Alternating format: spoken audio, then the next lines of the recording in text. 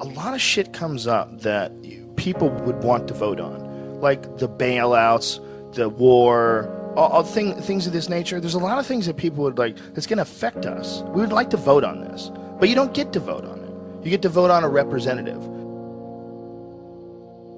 These people are going to represent you once they get into office. And think about some of the laws that are in place that protect corporations. Think about some of the laws that are in place that fuck people over every day. They wouldn't be there if people were voting for them. We all have this desire to have someone lead us. We all have this feeling where we need someone who's smarter and wiser, who represents us. You know, and when you're really fucking dumb, the problem is really dumb people, they get a say in everything too. And they're subject to a lot of tricks. Mm-hmm. They're subject to nationalism. They're subject to these kind of ridiculous rah, rah, rah America speeches that don't say jack shit. They say nothing. Right. It's all just this cheerleading fucking event. And they're subject to it. They can't help it. They're dumb. They don't know they're being bullshitted. They grew up around dumb people. They go to work with dumb people. There's no one in their family that's interesting or asks any questions at all, and they just get sucked right into it, man. This society is so greedy, we're willing to go to war. We're willing to go places and send these big metal machines that kill people and fuck people up just so we can make more money. And the way our society is set up, I mean, I've heard it argued, and argued successfully, that our society runs on war. You know, it runs on the domination of the other parts of the world. And literally, that's the only way you can control a gigantic chunk of the globe. You have to keep everybody down, you know, and that's what our society is based on. We can't be fighting over each other because, you know, this guy's like 1 million people die in Iraq, and everybody goes, hey, as long as it doesn't happen over here. But it is, that is over here. It's just over here, over there. It's the same thing. It's some people you don't know that were born somewhere else who fucking got jacked. You get trapped in that whole idea of, you know, this is my team, these are my people, and, you know, someone fucking plays a country music song and throws up a flag, and I'm in. Fuck it. It feels good. Feels good to be in, right? Feels good to be, God bless America. Feels good. Singing around with a bunch of other people and you're all drinking. We're the fucking baddest motherfuckers on the planet. Woo! And that's how people get recruited.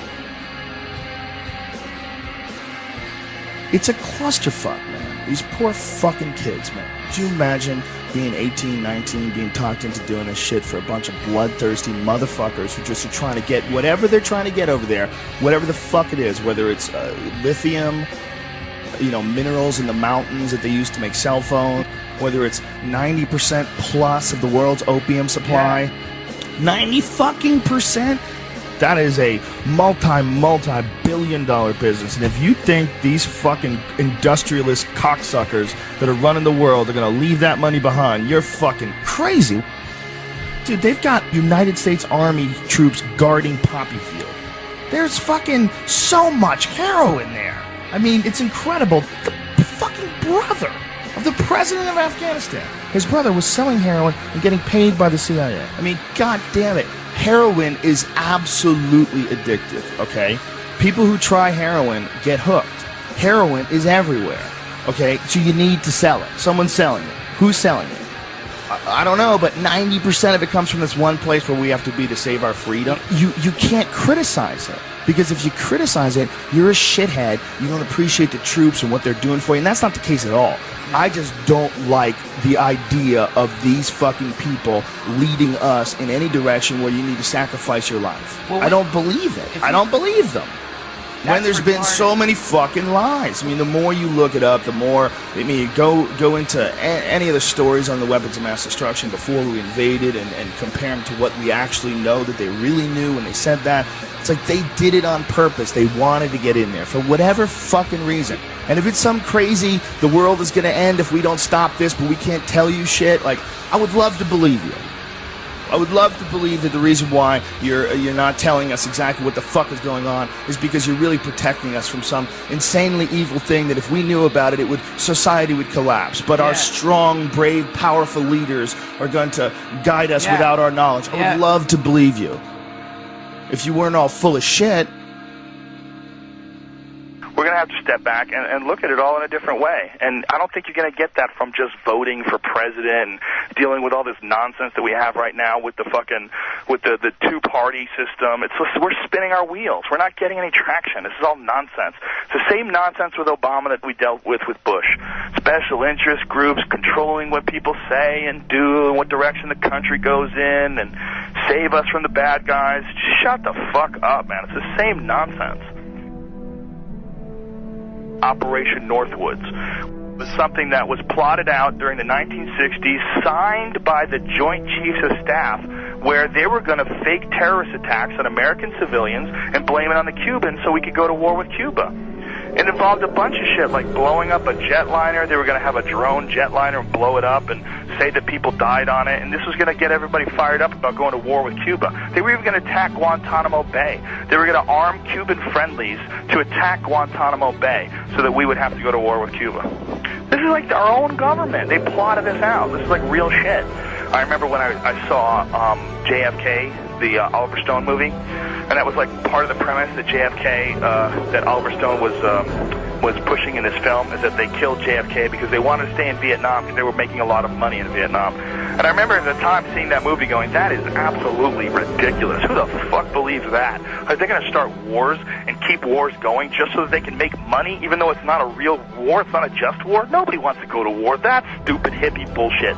Well, as I got older and I started investigating history, you know, from way back to Vietnam, to the Gulf of Tonkin, to all the shit that happened when Kennedy and Nixon were in office, to all the shit that happened with Reagan and the Contras in Nicaragua and the Sandinistas, and all the different various things that have happened in human history where it's clear that the United States is, you know, we're fucking around with all kinds of things all the time to make money. And that there's a bunch of people that are profiting off of war. And then they're not just profiting like a little bit of money here and there. You know, you look at like what's going on with like how much money Halliburton made from the war. We're talking like billions and billions of dollars. That's like real money.